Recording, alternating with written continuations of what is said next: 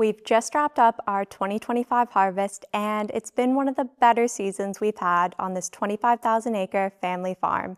But before I get into all that, you're probably wondering, what is a girl from Canada doing on a farm in the Wheatbelt of Western Australia? Today, I want to tell you a little bit more about how I ended up here, and then I'll share more about the farm and fill you in on how this year's harvest went. My name's Marissa, and 6 years ago, my life looked completely different. I was a city girl living in Ontario, Canada, and then in mid-2019, I decided I'd move to Australia. And that's when this chapter of my life really began.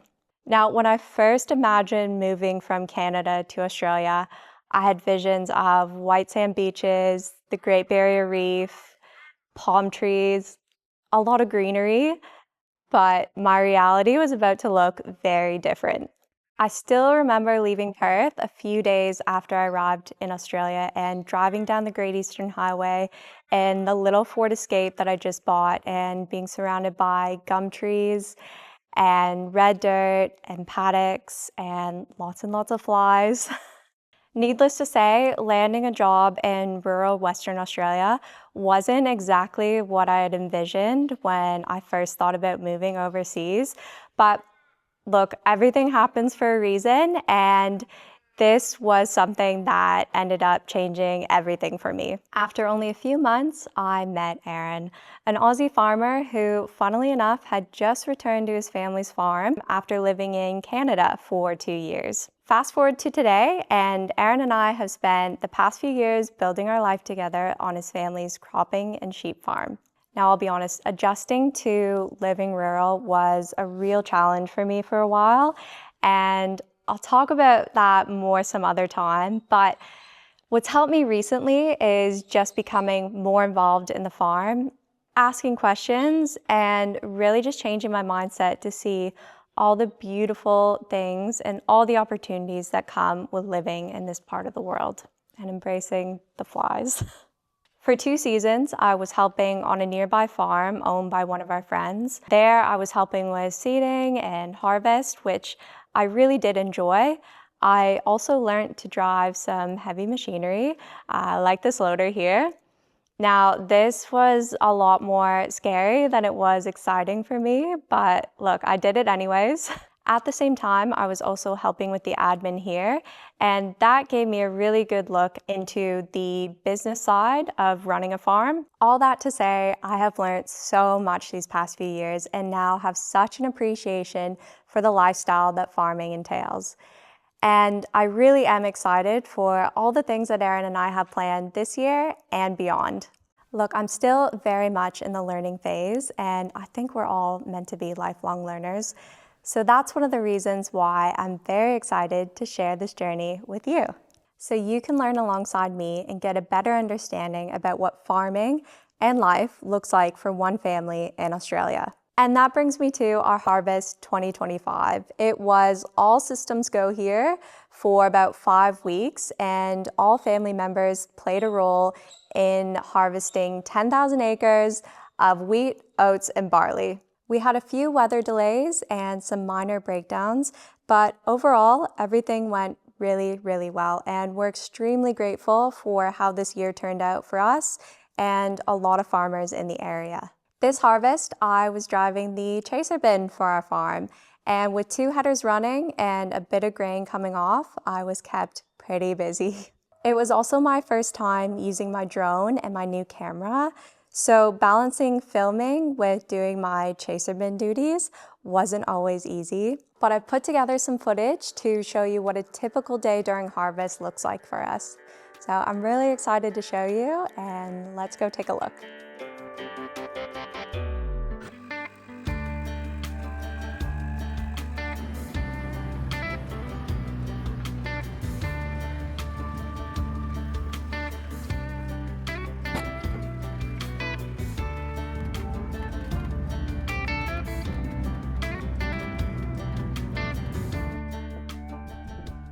First things first, we start every morning with a good look around the machines and a bit of greasing. There are a lot of moving parts in the headers, and greasing helps look after them and gives us the best chance of getting as much life as possible out of the components. I wasn't going to show you this, but here's Aaron greasing my tractor. Look, we had a deal. He does all the greasing and I make all of our lunches and dinners, so I think it's safe to say it worked out pretty well for both of us. Next up, a bit of fuel in each of the headers. These machines hold around 1,000 liters of diesel, and depending on how hard they work and for how long each day, we typically put in about 500 to 800 liters in each one every morning.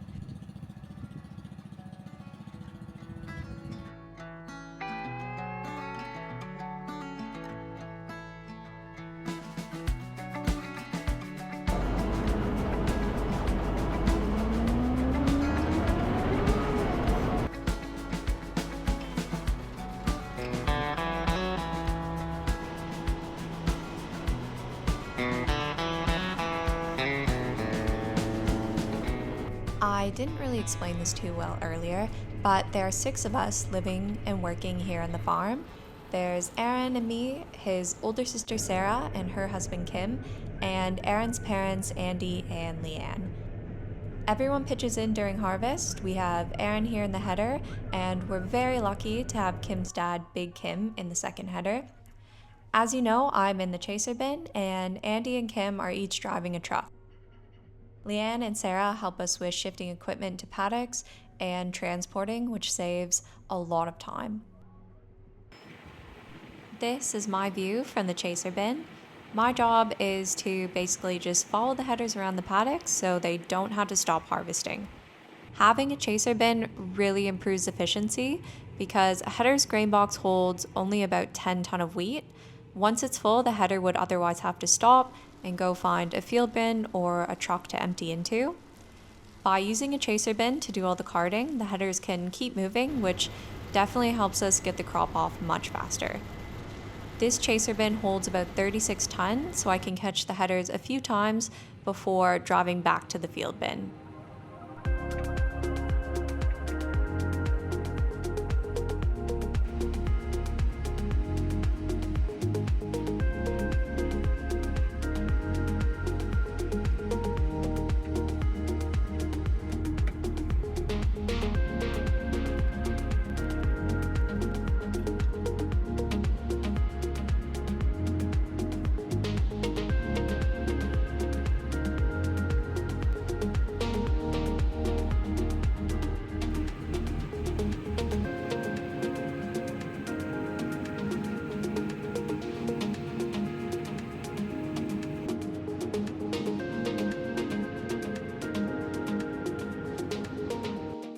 And here's Kimbo in one of the trucks. This one has 3 trailers and can hold around 70 tons of wheat. Alright, the tarps are on and he's on his way to CBH to empty out the trailers, and in a few hours he'll be back to fill up and do it all again.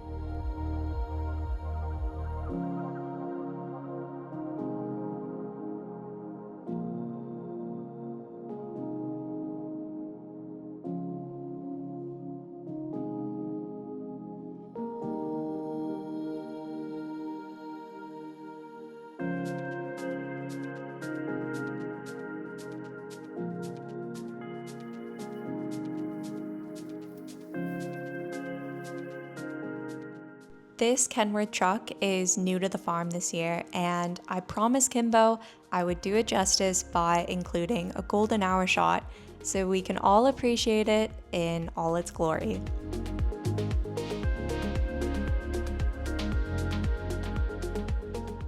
And that's a very basic look into a day of our harvest. The headers move up and down the paddock, and once they're full, the chaser bin pulls alongside so they can unload. I take the grain back to the field bin, and every few hours the trucks come in to empty it. The CBH we deliver to here closes at 5:30, so once the trucks have dropped off their final loads for the day, we work to fill both trucks again so they're ready for an early start the next morning. We then continue harvesting so we can fill up the field bin and the chaser bin so their second loads for the day are ready to go.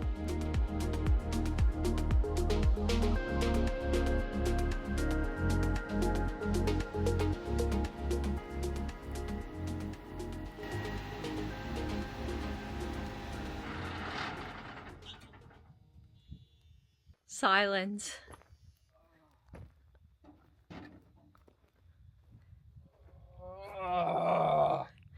You right?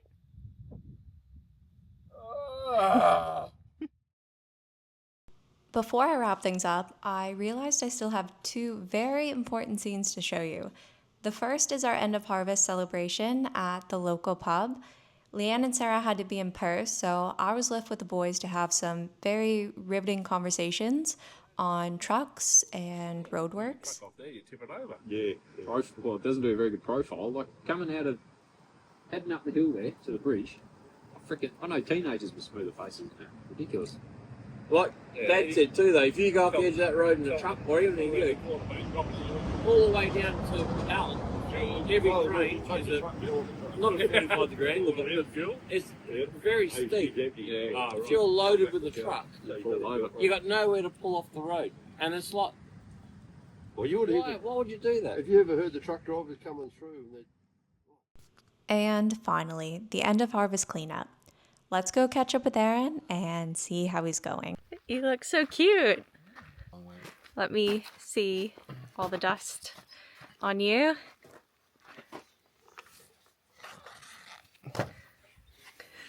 This is why. That is why we're getting a mudroom shower. He said, Lisa's not fucking 3 headers to do. That's right. So I'll tell you that when you want to get another one. Thank you so much for letting me share my story and show you how our 2025 ended and some scenes from our harvest.